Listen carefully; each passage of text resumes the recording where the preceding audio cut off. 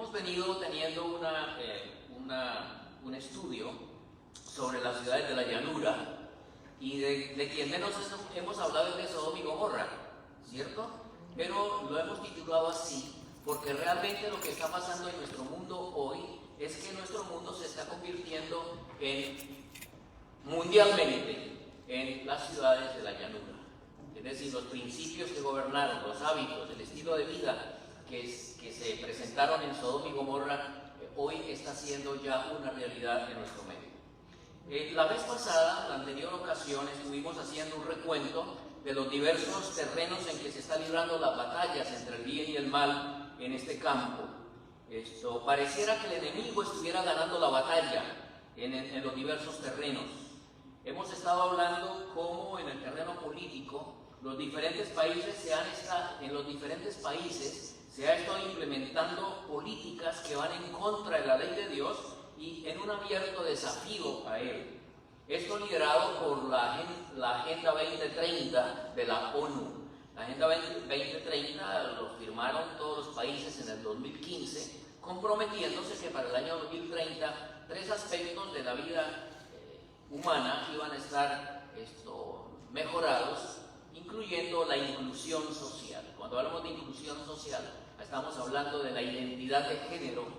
Y el problema es que no solo los gobiernos están implementando las leyes para defender esa identidad de género, sino para criminalizar a quienes se opongan a ella.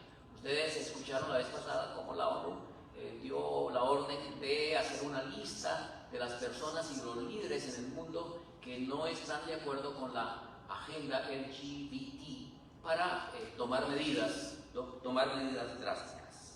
También hablamos de que Estados Unidos está tomando una dirección o ha tomado ya una dirección en cuanto a este asunto de implementar por estos mismos proyectos que van a limitar los derechos fundamentales de la fe, y es una realidad en nuestro país. Estados Unidos está dirigiendo este asunto a nivel global, a nivel mundial. Las embajadas de los Estados Unidos tienen ya la autorización de tener la banderita de los colores del arco iris, y no solamente eso, sino que los países que no sigan la Agenda 2030 van a imponer sanciones económicas y otros aspectos. Así que en el campo político esto es lo que está pasando. Discutimos cómo en el campo de la educación secular y gubernamental, cómo Satanás está ganando terreno en eso, cómo cada vez más nuestros niños a una edad más tierna están siendo expuestos a tener experiencias que no son aptas para ellos, para que se vayan definiendo su identidad de género muy pronto, y en el sentido incorrecto, digamos así. También hablamos como los medios de comunicación, el 80% de los medios del mundo, en todos los campos, en los periódicos, en la radio y en la televisión, están en simplemente 8 corporaciones gigantescas que siguen estos lineamientos y que realmente hacen y lavan con la mente de la gente, la llevan a pensar en esta dirección. Así que y hoy vamos a tocar cómo en la religión, el cristianismo concretamente en este mundo de Occidente, es la única cosmovisión que se enfrenta con la ideología de género en este momento en el mundo occidental. Entonces, de alguna forma, tiene que ser aplastada. Recuerden que uno de los líderes de la ONU dijo que el cristianismo era el peor enemigo de los derechos humanos. Entonces, lo que está sucediendo es que la religión está siendo infiltrada. Y ustedes recuerdan que recién el Papa Francisco se subió al trono de San Pedro. Inmediatamente, al poco tiempo, dijo que los homosexuales eran hijos de Dios y que tenían el derecho, que los gobiernos deberían hacer algo para que pudieran formar una familia. Ok, todo el mundo, la gente progresista estuvo perfectamente de acuerdo, las líneas liberales del catolicismo estuvieron de acuerdo, los periódicos y las agencias que promueven esto estuvieron muy felices, también el conjunto LGBT. Pero hace 2 semanas, el mismo Francisco dijo que la iglesia no podía darle la bendición a parejas del mismo sexo. Entonces el mundo le cayó encima ahora a Francisco, pero es que él juega los dos bandos, ¿no? Primero necesita que la Agenda 2030 se lleve adelante con los gobiernos y luego menciona esto otro, quizás presionado por el ala conservadora de la Iglesia Católica. Estamos viendo que hay una ala conservadora que está tratando a nivel de la Iglesia Católica de defender los principios de la familia desde el punto de vista como Dios lo plantea. Pero hoy tenemos diversos tipos de teología en este campo que favorecen la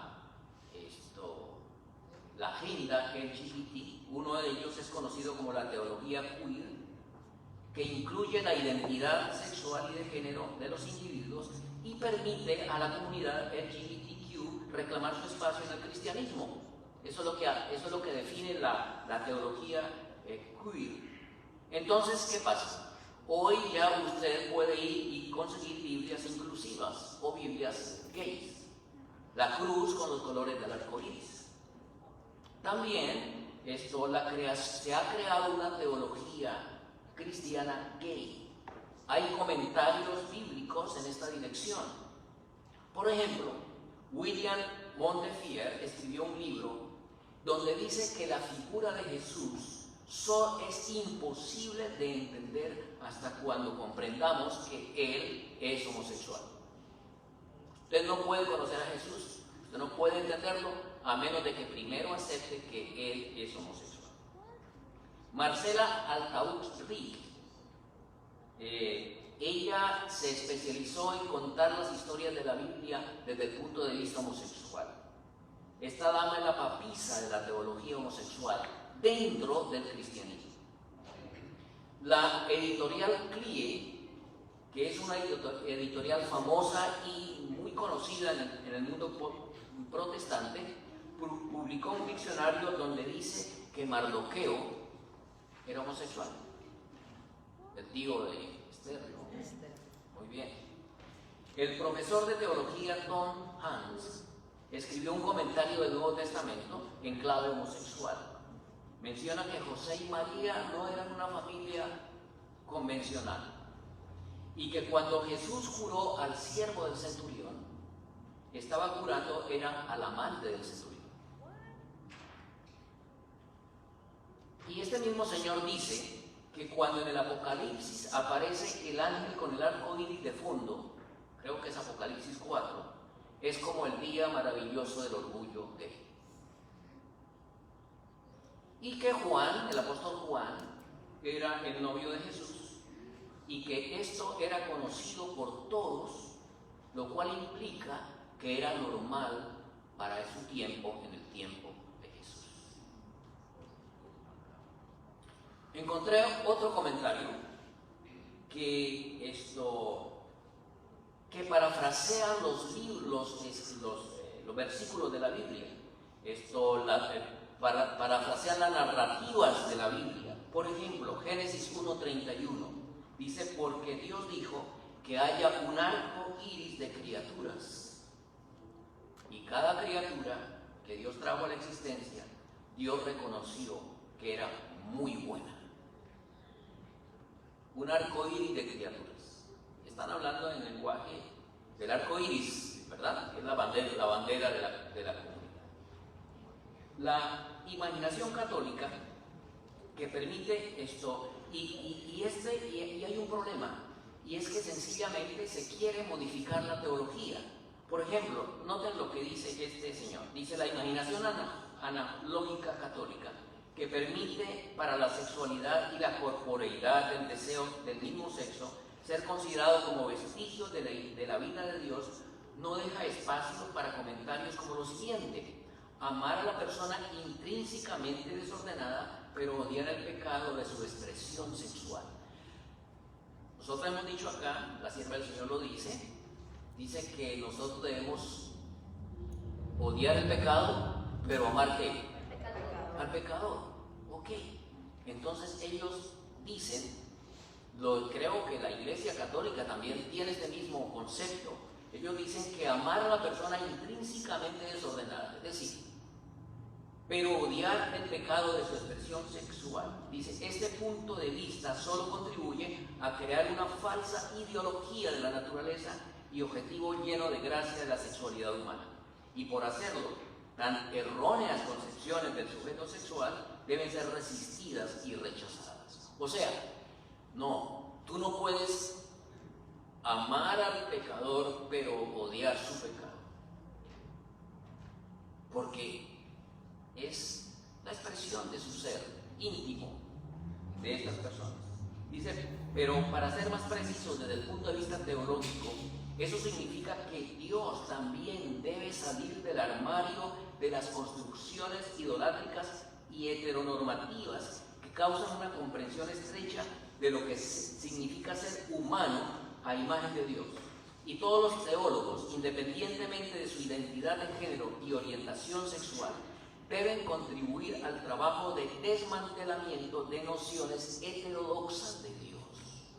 O sea, nosotros, este es un Miguel H. Díaz, es un PhD de John Cornell Murray University, de Loyola University de Chicago, y fue embajador de Estados Unidos ante la Santa Sede. Así que quien está diciendo esto no es ninguna persona ignorante.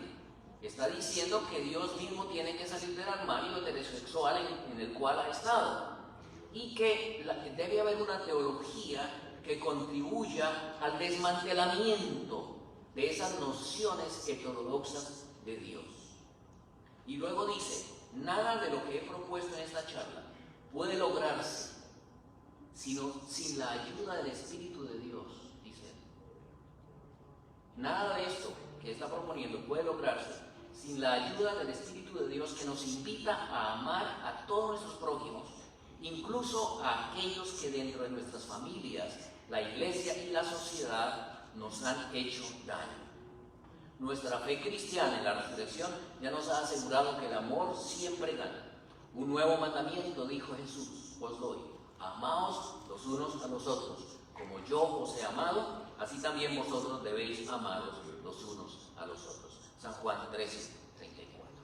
Así que hay que amar y hay que aceptar y hay que cambiar la teología, es lo que se está proponiendo a nivel ya del cristianismo a unos niveles preocupantes. No voy a mencionar las denominaciones que han entrado en esto, que han aceptado hoy la agenda LGBT. Ustedes pueden consultarlo. Ustedes saben que hoy hay obispos y obispas homosexuales dentro de iglesias que eran tradicionales protestantes, ¿cierto? Pero, ¿qué pasa con la iglesia adventista del séptimo día? Voy a traducir aquí. Ustedes pueden ir a un web de Andrew University. Dice, en las palabras de la Asociación General, Andrew University reconoce que cada ser humano es valioso a la vista de Dios, y nosotros buscamos ministrar a todos los hombres y mujeres en el Espíritu de Jesús. También creemos que por la gracia de Dios y a través del apoyo de la comunidad de fe, un individuo puede vivir en armonía con los principios de la palabra de Dios. Esto es verdad. Luego se titula Homosexual Practice versus Homosexual Orientation. Dice, en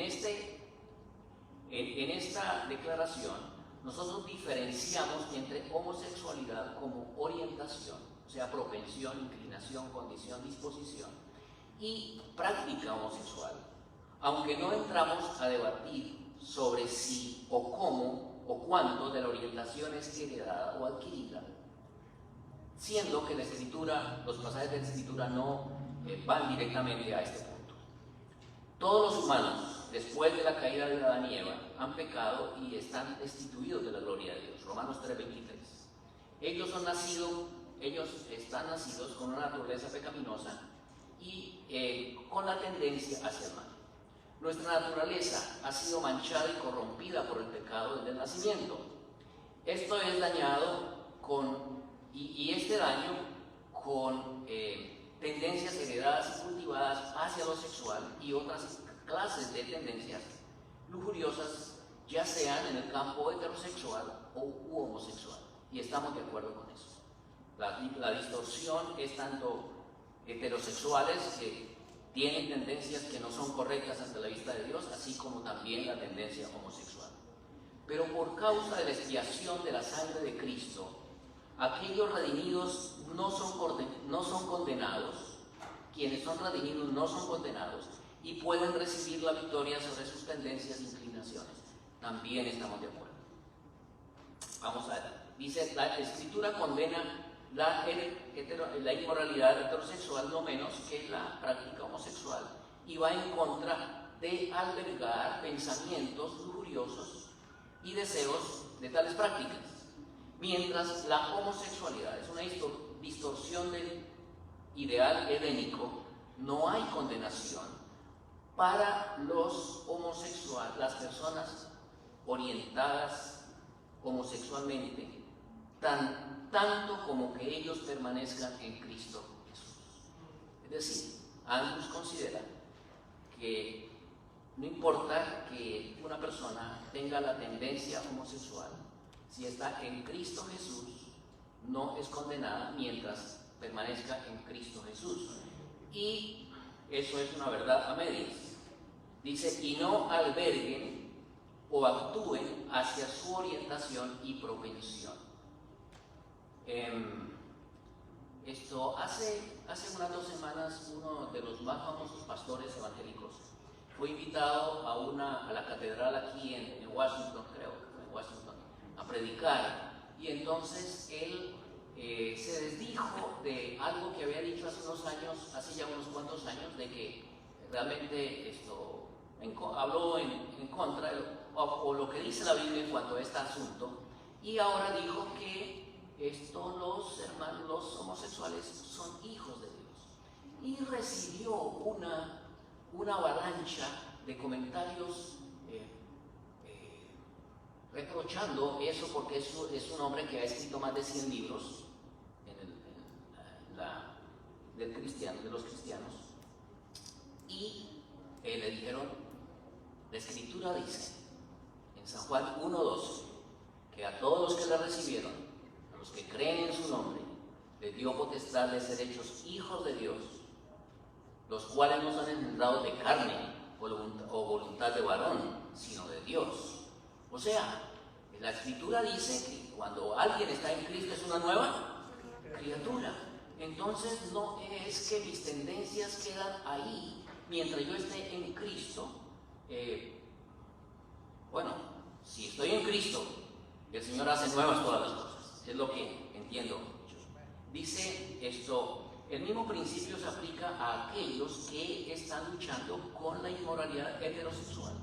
Y eso es verdad. Es decir, pero recuerden que la palabra del Señor dice que lo que un hombre es en su corazón, tal es él, ¿cierto? Y el Señor no está mirando el acto, porque entonces sería por obras el asunto, sino que tiene que existir la renovación.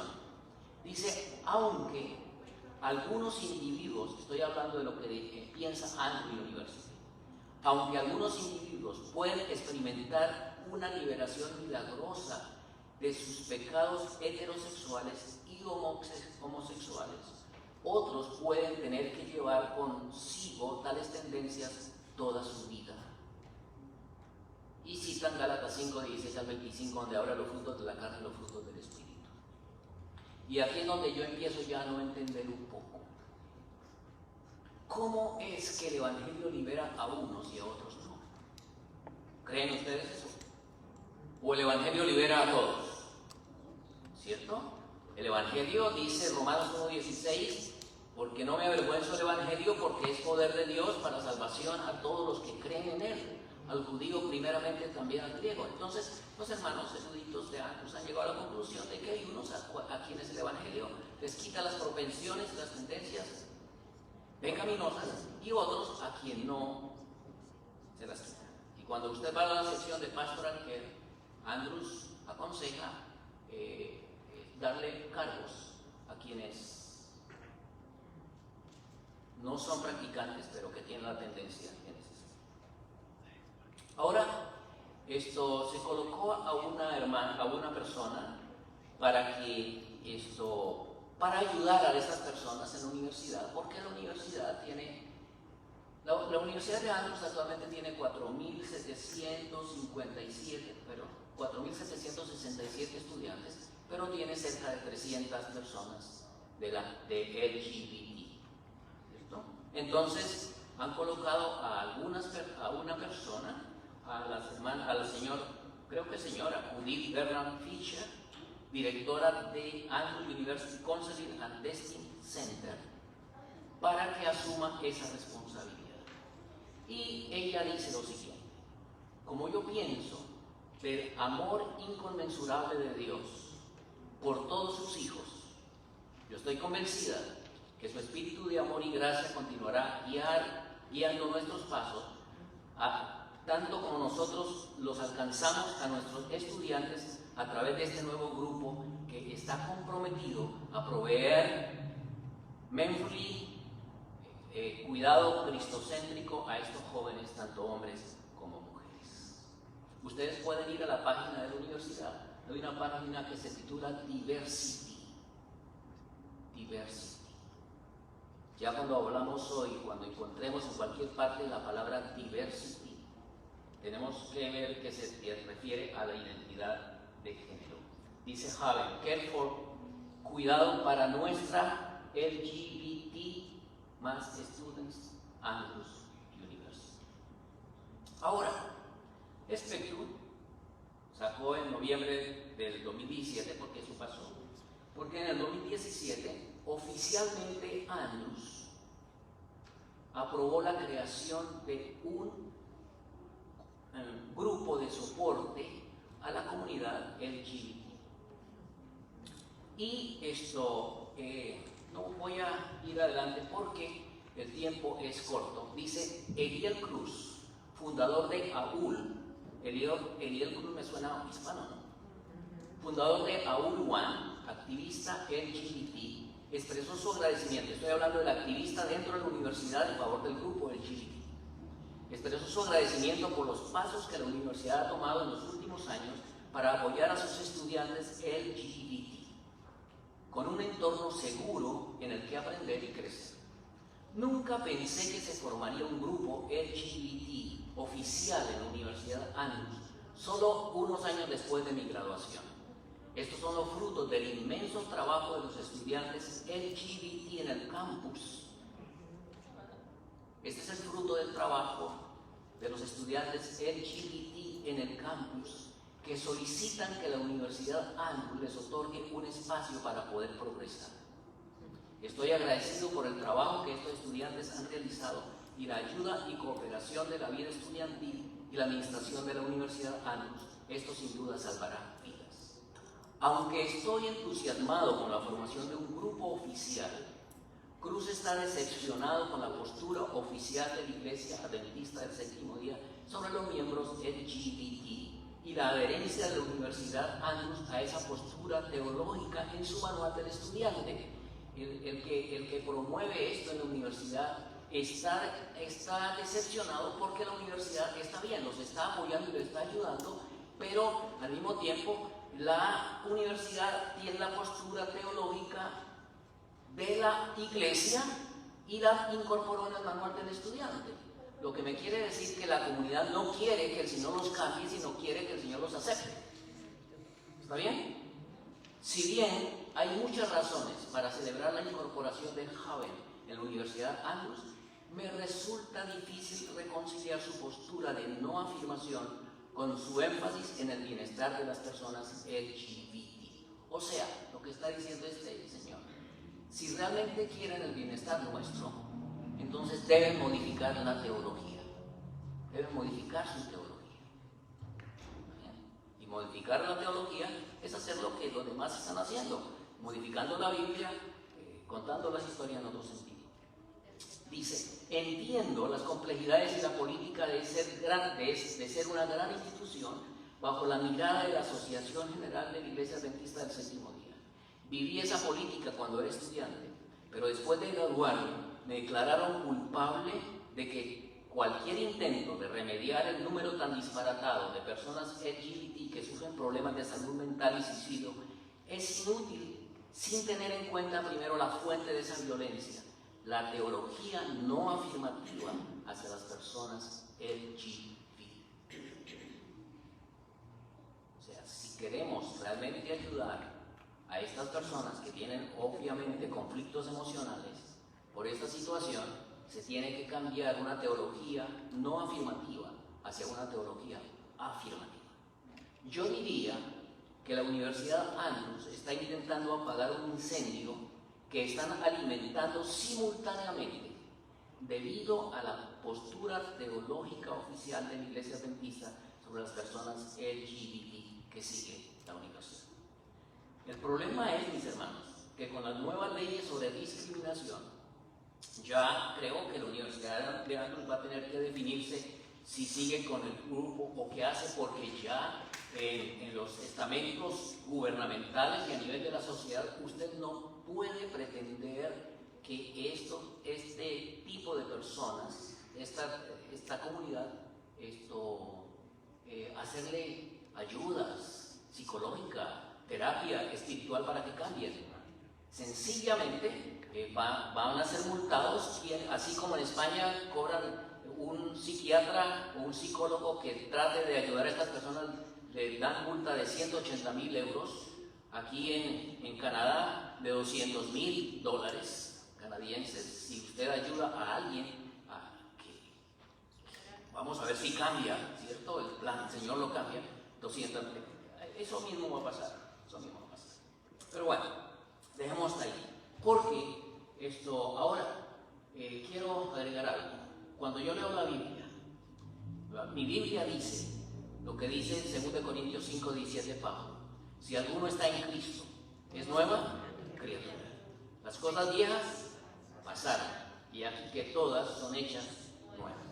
Elena de White, cuando habla de nuestras tendencias pecaminosas, ella usa 3 palabras a lo largo de sus escritos. Dice: nuestras tendencias pecaminosas deben ser erradicadas, eliminadas y expulsadas. Eso es lo que hace el Evangelio. Eso es lo que hace el poder de Dios. Ahora voy a entrar aquí a hablar de la familia. La sierva del Señor dice: en su sabiduría el Señor ha decretado que la familia sea el mayor agente educativo. En el hogar es donde debe empezar la educación del niño. Allí está su primera escuela. Allí, con sus padres como maestros, debe aprender las lecciones que han de guiarlo a través de la vida. Lecciones de respeto, obediencia, reverencia, dominio propio. Las influencias educativas del hogar son un poder decisivo para el bien o para el mal. Son en muchos aspectos silenciosos y graduales, pero si se ejercen de la debida manera, llegan a ser un poder abarcante para la verdad y la justicia. Si no se instruye correctamente al niño en el hogar, Satanás lo educará por instrumentos elegidos por él. ¿Cuán importante es pues la escuela del hogar? Hermana, y voy a saltar porque me faltan 10 minutos máximo. Dice: los niños pueden ser educados para el servicio del pecado o para el servicio de la justicia. Más adelante dice ella: es mucho más fácil dar la preparación física, el desarrollo del cuerpo, que impartir la preparación espiritual. El cuarto de los niños, el terreno de juegos, el taller, la siembra de la semilla y la recolección de la mies, todas estas cosas proporcionan educación física. En circunstancias ordinariamente favorables, el niño adquiere naturalmente vigor y el debido desarrollo de su organismo. Sin embargo, aún en las cosas físicas, debe educárselo cuidadosamente. Así que ¿qué es lo que está pasando, mis hermanos, hoy en el mundo a nivel de la familia? Hay una crisis de paternidad. En 1968 ustedes escucharon el famoso concierto de Woodstock, ¿no? El concierto de rock, ¿no? Ok, en 1968 vino una revolución en todos los aspectos de la sociedad. El año 68 fue una crisis de los valores tradicionales de la sociedad, de ese momento, ¿cierto? Entonces dice: la revolución del 68, dice un psiquiatra, fue una revuelta contra el padre y todo lo que significaba. Desde ese momento la figura del padre se ha eclipsado, oscurecido. La masculinidad se ha ido desubicando. Ha habido una confabulación femenino-maternal, como si las mamás hicieran todo muy bien, y una presunción de la inutilidad masculina. Es como si el hombre fuera perjudicial o perturbador. Esto fue la palabra de una psicóloga en uno de los foros que vi de 4 fundaciones en España. Entonces, empezó el hombre a ser desplazado y indudablemente algunas veces las damas reaccionan con causas, ¿cierto?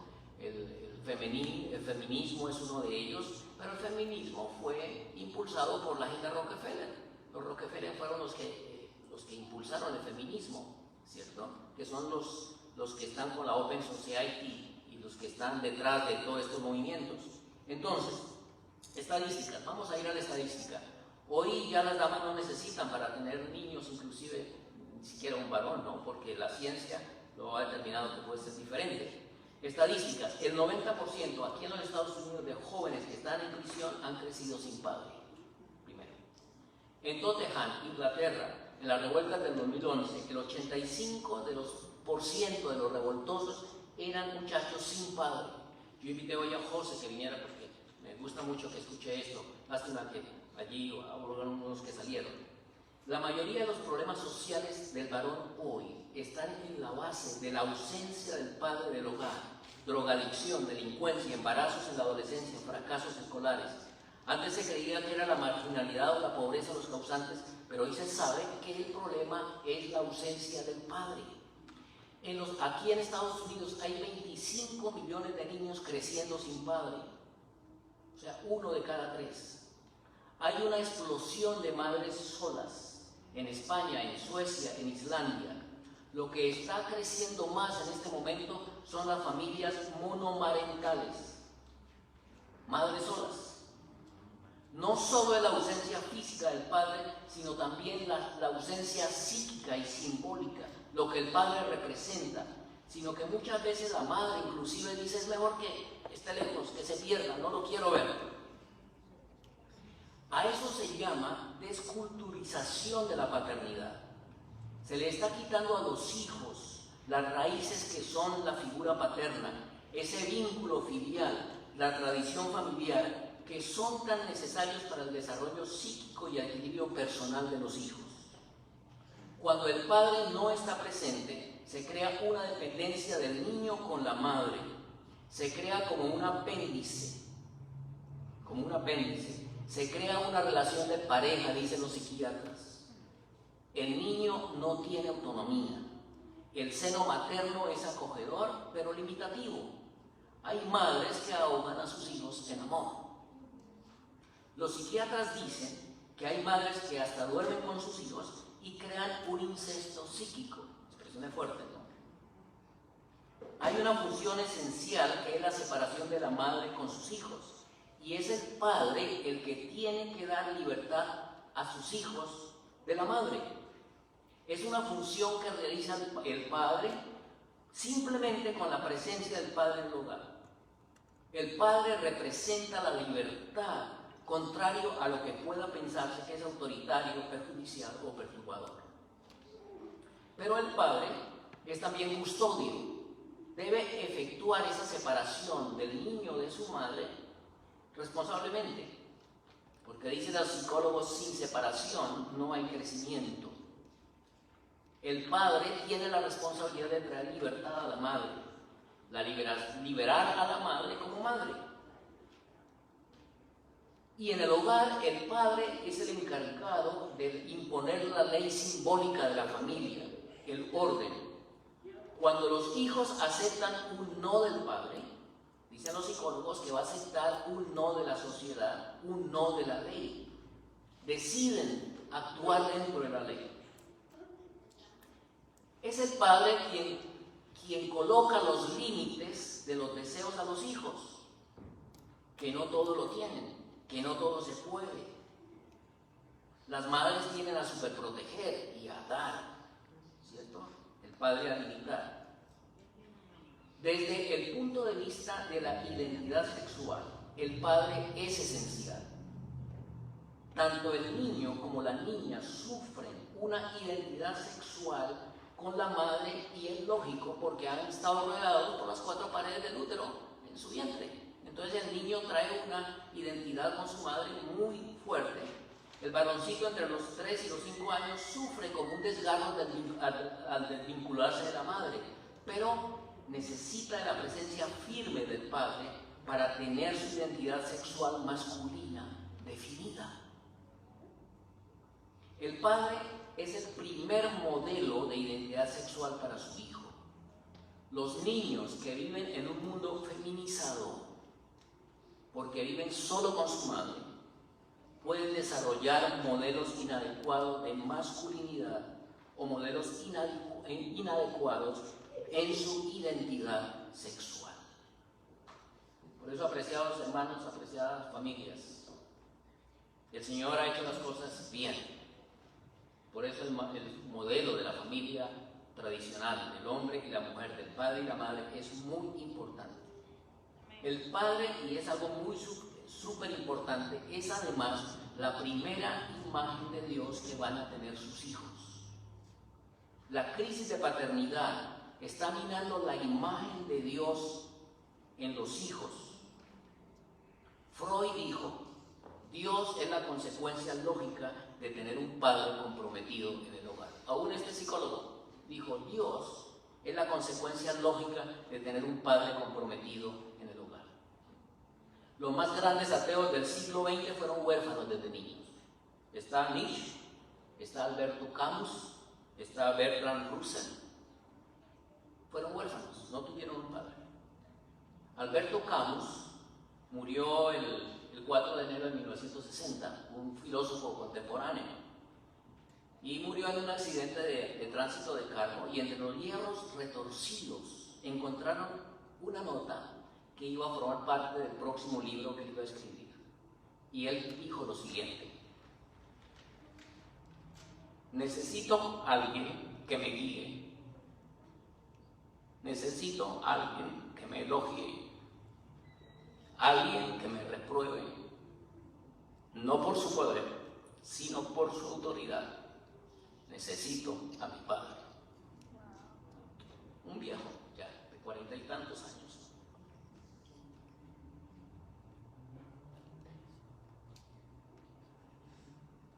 Apreciados hermanos de Es la Hora Ministry y todos los que se conectan por este medio,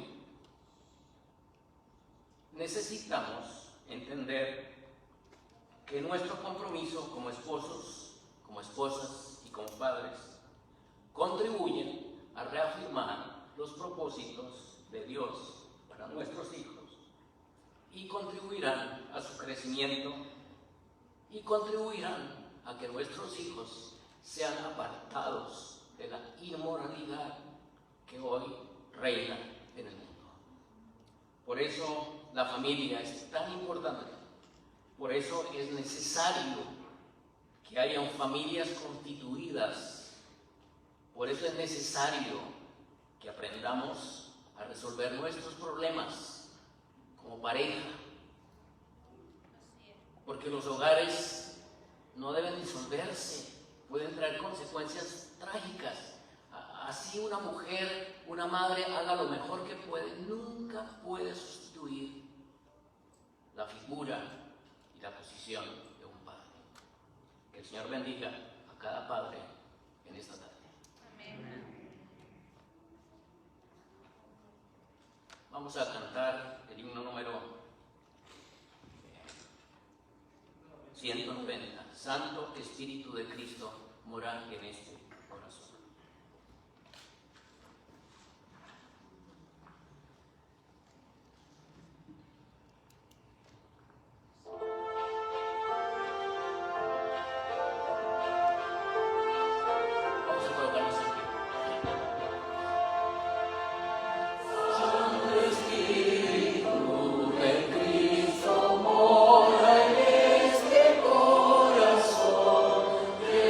Amén.